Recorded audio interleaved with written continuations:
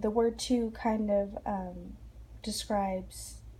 is insinuating you as a reader that you may be big and bad too, like the wolf. So after we discussed this side, our book that we were referencing to use for tone, we can go to this side, which is more student-based. So I just have at the top tone, the writer's attitudes and feelings about a topic or a piece of writing.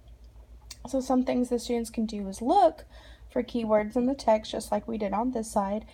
Another thing is they can do when they're writing is to choose words that express and influence their specific tone that they're wanting to portray to the reader. So they can do that by kind of doing a quick list, memory reflection, kind of kernel essay style like we've done. So where you were, what happened first, what happened next, what happened last, and what you thought. There's some just quick list ideas, and it says write about. They really wouldn't be writing a full story just then, so it should really say, describe in one sentence a time you were angry at someone, describe in one sentence a time when someone was angry towards you, and describe in one sentence a time you felt proud of yourself. And those were just 3 quick little questions that I had, and then I made a quick list myself where I starred the one that I wanted to make a story about. So write about a time you were angry at someone. So I put, when my boyfriend messed up my entire order at Subway. So that was the one that I felt that I could express me being angry.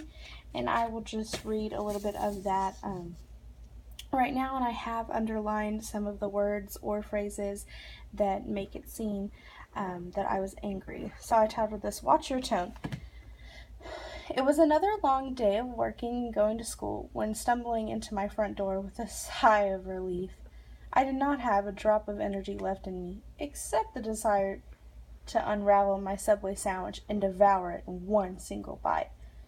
I unwrapped my sandwich with little patience as my mouth began to water. I was starving. I took one bite, and that is where it took a turn for the worse. My eyes doubled their natural size, and my tongue squealed to be replenished by a different taste. Out of disgust, I spit out my food and scolded, "What did you get me?" You see, my boyfriend had one job, to get me a 6-inch ham sandwich with cheddar cheese, tomatoes, pickles, lettuce, and mayo. This was a very simple and achievable task to complete, in which my boyfriend failed miserably. My sandwich had roast beef, jalapenos, olives, a pound of smelly onions, and of all things, nauseating mustard. Yuck. My face turned a deep red color, and I could feel my temperature increase to 102. My eyes were squenched, and my mouth hunched over into a frown. I screamed, "You had one task to complete." My boyfriend immediately responded, "Watch your tone of voice." Needless to say, he slept on the couch that night due to irreconcilable differences.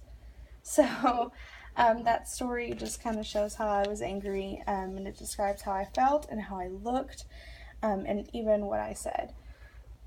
So that would be my example. So it says tone, exhaustion, stricken by anger. When you're hungry, you can do and say the worst of things.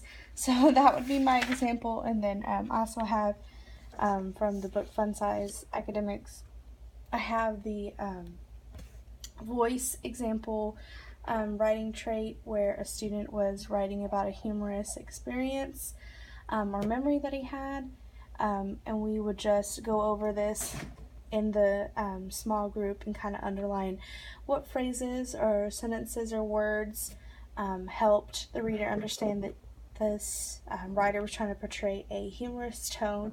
And then we can also give, it's always good to give the writer feedback.